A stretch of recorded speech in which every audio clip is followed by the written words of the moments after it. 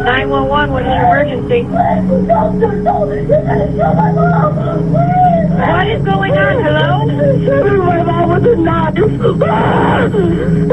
shooting her. Who has a knife? My sister. Where is your sister? Quick, quick, quick! What? I got everyone coming to you, honey. Where is your sister? Oh my God! Ini adalah rekaman teriakan putus asa Megan yang berusia 13 tahun yang sedang menyaksikan saudara perempuannya, Sabrina, menikam ibu mereka, Lisa Knuffel, ratusan kali. Mengapa dia melakukannya? Ini adalah kasus Sabrina Zunick, dan di video ini kita akan membahas apa yang menyebabkan dia melakukan pembantaian di rumah orang tua asuhnya. Sebelumnya, silakan subscribe dulu channel ini serta nyalakan loncengnya untuk mengetahui kasus-kasus kriminal yang terjadi di berbagai negara. Sabrina Zunick adalah seorang anak miskin yang dibesarkan di sebuah rumah di mana kedua orang tuanya berjuang melawan kecanduan narkoba dan alkohol. Pada umur 4 tahun, Sabrina didiagnosis menderita beberapa penyakit mental seperti ODD, ADHD, bipolar, anxiety, dan depresi. Setelah dirawat dan dibesarkan oleh ayah dan neneknya selama bertahun-tahun, Sabrina akhirnya dikirim ke panti asuhan Emma Kelly pada usia 14 tahun. Beberapa tahun berikutnya berlalu dengan dia dipindahkan keluar masuk rumah orang tua asuh, tanpa ada keluarga yang benar-benar memutuskan untuk merawatnya secara permanen. Sampai pada Juli 2011, ketika dia ditempatkan dalam perawatan Kevin dan Lisa Knuffel.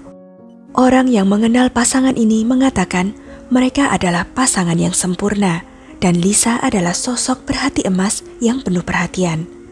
Lisa sendiri adalah seorang pekerja sosial. Dia bekerja dengan anak-anak yang menjadi korban pelecehan seksual, sedangkan Kevin adalah seorang supir truk yang menghabiskan cukup banyak waktunya jauh dari rumah untuk bekerja. Sabrina berteman baik dengan anak-anak mereka, Megan dan Hailey, dan menganggap mereka sebagai saudara perempuannya. Dia menghentikan kebiasaan narkobanya dan bahkan mulai berprestasi di sekolah. Sampai suatu saat, Lisa mulai memperhatikan beberapa perilaku yang berbeda dari Sabrina. Dia dengan berani menggoda ayah angkatnya Kevin di depan Lisa, dan anehnya lagi, dia mulai bertindak seolah-olah dia adalah ibu Hailey.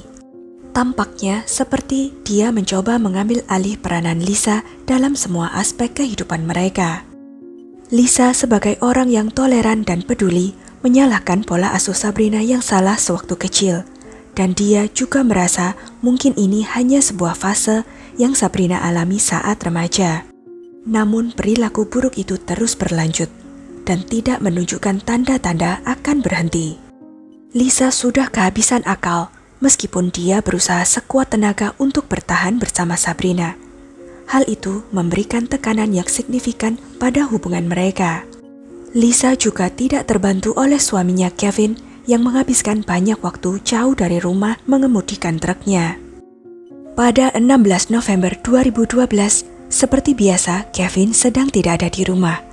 Sekitar jam 1:15 pagi, Megan yang saat itu berusia 13 tahun dibangunkan oleh suara-suara meninggi yang saling berteriak. Megan kemudian bersaksi bahwa dia ketakutan. Katanya, "Aku mendengar suara-suara berteriak sangat keras. Aku ketakutan. Setiap langkah yang kuambil dari kamarku membuat jantungku berdetak semakin cepat. Saat aku masuk ke kamar ibuku, Bri berada di atas ibuku, menikamnya dengan pisau berulang kali. Aku melompat ke atasnya untuk mencoba menghentikannya, tetapi aku tidak cukup kuat, dan dia melemparkanku ke dinding." Megan lalu berlari ke kamar sebelah dan segera menelepon 911. 911, what is your emergency? What is going on? Hello? My mom with a knife. She's shooting her. Who has a knife? My sister. Where is your sister? Quick, quick, quick! What? I got everyone coming to you, honey. Where is your sister? Oh my God! Quick, no! Polisi tiba dengan cepat. Ketika mereka mendekati rumah Lisa, seorang gadis muda dengan seekor anjing berlari keluar. Para petugas mendengarkan Megan saat dia memberitahu mereka untuk masuk ke kamar tidur utama. Saat petugas memasuki kamar itu, mereka melihat pemandangan yang mengerikan. Di sana juga ada Sabrina yang bertingkah sangat tenang melihat tubuh ibu angkatnya. Tapi kemudian dengan cepat ia berbalik dan menyerang petugas dengan pisau di tangannya. Setelah berhasil dilumpuhkan oleh polisi, mereka memborgolnya. Sabrina terlihat berlumuran darah dari ujung kepala hingga ujung kaki. Sementara Sabrina dibawa pergi, para petugas yang lain memeriksa TKP. Lisa Knuffel tergeletak di atas selimut yang berlumuran darah. Lantai dan dinding juga tertutup oleh cipratan darahnya akibat tusukan pisau yang membabi buta ratusan kali. Kemudian di kamar itu, petugas mendengar tangisan anak-anak datang dari arah lemari. Saat membuka pintunya, mereka menemukan Hailey yang berusia 3 tahun menangis tak terkendali. Gadis kecil itu telah menyaksikan seluruh adegan pembantaian ibunya. Polisi harus menyelidiki apa yang memicu serangan brutal ini dan mengapa seorang remaja tiba-tiba menyerang ibu angkatnya yang telah memberikan segalanya yang selalu dia inginkan, yaitu sebuah rumah dan keluarga yang mencintainya. Berdasarkan hasil otopsi, Lisa telah ditikam sebanyak 178 kali. Hampir tidak ada bagian tubuhnya yang tidak terluka. Juga terlihat jelas bahwa Lisa telah melakukan perlawanan sekuat yang dia bisa. Tangannya telah tersayat-sayat saat dia mencoba memblokir pisau untuk menyelamatkan dirinya sendiri. Cara pisau itu digunakan juga tidak umum. Ketika pisau itu ditusukkan ke tubuh Lisa, pisau itu juga dipelintir oleh Sabrina. Ini adalah teknik yang diajarkan kepada tentara jika mereka harus menggunakan bayonetnya. Tujuannya adalah untuk melumpuhkan musuh secepat mungkin dengan memotong pembuluh darah dan arteri.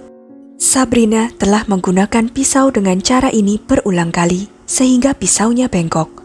Bahkan tulang Lisa banyak yang hancur selama penyerangan tersebut. Baik petugas koroner maupun penyelidik, keduanya sepakat bahwa mereka belum pernah melihat pisau digunakan untuk membunuh dengan keganasan seperti itu. Sabrina kemudian dibawa ke rumah sakit setempat untuk dirawat karena luka-luka yang dia timbulkan sendiri saat menyerang Lisa. Di sana, dia sempat diinterogasi oleh polisi, tetapi ia hanya mengatakan kepada mereka bahwa dia tidak bisa mengingat apa-apa tentang kejadian itu. Segera setelah keluar dari rumah sakit, Sabrina ditahan. Polisi kemudian menghubungi Kevin, ayah angkatnya, untuk segera pulang. Istrinya baru saja dibunuh dengan brutal, serta Megan dan Hailey membutuhkan seseorang untuk merawat mereka. Saat polisi melakukan wawancara, teman dan keluarga Lisa dan Kevin tidak percaya akan apa yang terjadi. Mereka semua sependapat bahwa Lisa dan Kevin adalah pasangan yang luar biasa, yang tidak hanya mencintai anak-anak mereka sendiri, tetapi juga tanpa pamrih menawarkan rumah dan kehidupan yang layak bagi anak-anak lain seperti Sabrina yang membutuhkan bantuan.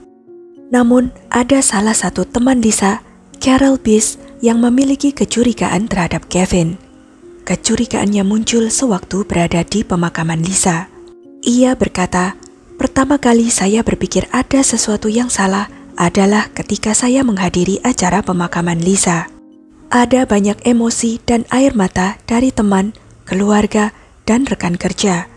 Tapi hanya Kevin yang ada di sana yang tidak terlihat sedih dan tidak terlihat terlalu kesal." Polisi kemudian melakukan penyelidikan terhadap Kevin. Mereka memperoleh surat perintah penggeledahan sehingga mereka dapat memeriksa ponsel Kevin dan mencari tahu dengan siapa dia berbicara dan apa yang mereka bicarakan. Tidak butuh waktu lama sebelum sesuatu terlihat sangat aneh. Dalam jangka waktu 1 bulan, Kevin telah mengirim tidak kurang dari 1.500 pesan teks ke Sabrina. Sementara, sebagai perbandingan, dia hanya mengirim pesan teks kepada istrinya sebanyak 200 kali. Kevin yang menyadari bahwa polisi mulai curiga dia mungkin terlibat, memanggil pengacara. Polisi kemudian memanggil Kevin kembali untuk diinterogasi lebih lanjut. Sementara itu, Sabrina yang sudah ditahan selama 6 bulan belum berbicara sepatah kata pun tentang motif pembunuhan itu. Pengacara Sabrina menyarankan dia untuk menggunakan protokol dalam sistem peradilan Amerika yang dikenal sebagai proffer, di mana kepala jaksa akan menemuinya dan seluruh percakapan mereka dianggap secara resmi tidak dicatat. Keuntungannya adalah tidak ada temuan baru yang dapat digunakan untuk melawan terdakwa di pengadilan. Di lain pihak, penuntut tidak akan rugi banyak, karena telah jelas terbukti Sabrina yang melakukan pembunuhan dan dia bermaksud untuk mengaku bersalah, sehingga mereka memiliki semua bukti yang diperlukan untuk menjatuhkan hukuman. Tetapi dari sudut pandang mereka, percakapan off the record ini dapat memberikan klarifikasi lebih lanjut mengenai motifnya dan apakah ada orang lain yang terlibat. Sabrina punya banyak hal yang ingin dia buka selama percakapan tersebut. Dia mengatakan kepada jaksa bahwa dia telah menjalin hubungan dengan Kevin, ayah angkatnya di belakang Lisa, selama berbulan-bulan sebelum pembunuhan itu terjadi. Berawal dari Kevin meminta pijatan dari Sabrina hingga kaki bagian atas dan paha bagian dalam. Kevin mengaku pegal-pegal karena duduk di truk dalam waktu yang lama. Segera setelah itu, pijatan berkembang menjadi hubungan seksual. Sabrina juga mengaku bahwa Kevin berjanji untuk melindunginya jika dia membunuh Lisa demi mendapatkan polis asuransi jiwa senilai 750.000 US dollar atau sekitar 11,7 miliar rupiah. Kevin juga mengatakan bahwa Sabrina mungkin harus masuk penjara selama 2 hingga 3 tahun. Tetapi segera setelah dia keluar, Kevin dan dia akan hidup bahagia selamanya sebagai pasangan. Dan Sabrina juga akan membesarkan Meghan dan Hailey sebagai pengganti Lisa. Kevin juga berjanji kepadanya bahwa mereka akan pergi dan membeli sebuah rumah besar bersama-sama. Bahkan Kevin akan berusaha mendapatkan izin hak asuh supaya Sabrina dapat membawa anak-anak lain untuk dia asuh. Kevin nyatanya hanya menggunakan dia sebagai pion dalam rencana jahatnya. Sabrina yang sangat rentan dan mudah dimanipulasi dengan tulus percaya bahwa setelah sempat dipenjara sebentar, dia akan menjalani kehidupan yang baru dan akan mempunyai keluarga sendiri. Sebelum Kevin dicurigai, dia hanya pernah berusaha mengunjungi Sabrina 1 kali, tapi tidak mendapatkan izin untuk menemuinya. Sepertinya saat Sabrina akan membusuk dalam penjara, Kevin tidak terlalu mengkhawatirkan nasibnya. Kevin mengajukan klaim untuk polis asuransi jiwa Lisa tak lama setelah Sabrina ditahan, dan karena tidak ada proses pidana terhadapnya, dia mendapatkan 750.000 dolar yang dia inginkan. Lalu, apakah Kevin menggunakan uang ini untuk melindungi Sabrina seperti yang dia janjikan? Mungkin menyewa pengacara top untuknya? Mustahil. Dia mulai menghabiskan uang itu. Kevin tercatat membeli RV dan mobil mahal lainnya. Sabrina mungkin mudah dimanipulasi, tetapi dia tidak bodoh. Mungkin perlu waktu 6 bulan, tetapi dia dapat melihat bahwa Kevin telah berbohong padanya. Dia tidak melindunginya dengan cara apapun. Dia bahkan tidak berusaha menjenguknya. Kevin telah benar-benar meninggalkannya sekarang setelah dia mendapatkan apa yang dia inginkan, uang asuransi Lisa. Sebenarnya Kevin bisa saja lebih pintar, tetap berhubungan dengan Sabrina, memberinya sejumlah uang dan terus membuat janji-janji palsu. Maka Sabrina akan terus berpegang teguh pada impian untuk menjalani kehidupan keluarga dongeng bersama Kevin suatu saat nanti. Namun sayangnya, Kevin tidak melakukannya. Sekarang, Sabrina memberikan semua informasi yang polisi inginkan, dan kemudian Kevin ditangkap. Persidangan Kevin Knovel dimulai pada bulan Juni 2014. Sabrina saat itu berusia 19 tahun. Dia menceritakan seluruh kisah tentang bagaimana Kevin telah memanipulasinya dan bagaimana dia mengatakan kepadanya bahwa Lisa lebih berharga mati daripada hidup. Tentang polis asuransi yang dimiliki Lisa dan bagaimana Kevin menyarankan supaya Sabrina membunuh Lisa dengan menggunakan pisau besar. Semua detail termasuk pesan intim dan hubungan seksual dibuka di depan ruang sidang. Terungkap juga dalam sidang tentang Lisa pernah mengatakan kepada Sabrina untuk keluar dari rumah itu karena perilakunya yang memburuk serta kecurigaan Lisa bahwa Kevin tidur dengannya. Ketika Sabrina ditanya mengapa dia menikam Lisa, dia hanya mengatakan, "Saya melakukan apa yang diperintahkan Kevin kepada saya." Kevin tentu saja menyangkal semua tuduhan yang dilontarkan Sabrina terhadapnya, dan pengadilan berlangsung dengan keduanya saling menuduh. Pembela Kevin sangat yakin bahwa Kevin akan lepas dari dakwaan. Tampaknya yang dimiliki jaksa hanyalah kesaksian seorang pembunuh, seseorang yang dapat dengan mudah mengatakan apapun dan menyalahkan siapapun untuk mencoba meringankan perbuatannya. Sampai akhirnya, jaksa mengajukan saksi seorang gadis bernama Autumn yang merupakan teman Sabrina. Autumn mengatakan bahwa dia memiliki rekaman percakapan melalui telepon dengan Sabrina suatu malam ketika Sabrina bertanya apakah dia dapat menemukan pembunuh bayaran. Autumn tidak hanya berbicara dengan Sabrina, tetapi dia bersaksi bahwa Kevin juga ikut serta dalam percakapan tersebut di belakang Sabrina. Kevin menawarkan akan membantunya yang merupakan pelarian narkoba untuk melarikan diri dengan cara menyembunyikannya di mobilnya jika dia bisa membawa seseorang yang bersedia membunuh Lisa. Saat Autumn mengetahui bahwa Lisa telah dibunuh, ia segera pergi ke kantor polisi dan memberitahu mereka segalanya. Autumn setuju untuk bersaksi di pengadilan. Dia juga setuju untuk mengajak Kevin berbicara di telepon yang dipasangi alat penyadap. Namun sayangnya, meskipun dia sudah berusaha sebaik mungkin ketika berbicara dengan Kevin melalui telepon, Kevin tidak berbicara apapun seputar perekrutan seorang pembunuh bayaran. Jaksa memutar rekaman percakapan tersebut di pengadilan. Meskipun Kevin tidak mengakui apapun, tetapi dia juga tidak sepenuhnya menyangkal bahwa percakapan tersebut telah terjadi dan menyatakan beberapa kali bahwa dia tidak ingat semua percakapannya.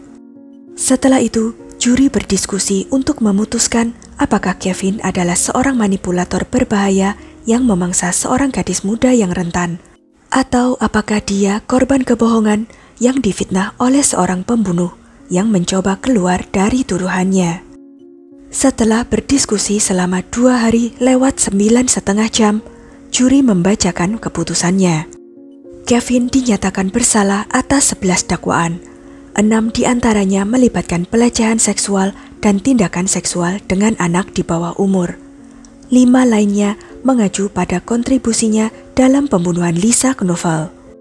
Kevin dijatuhi hukuman penjara seumur hidup dengan kemungkinan pembebasan bersyarat setelah 30 tahun penjara.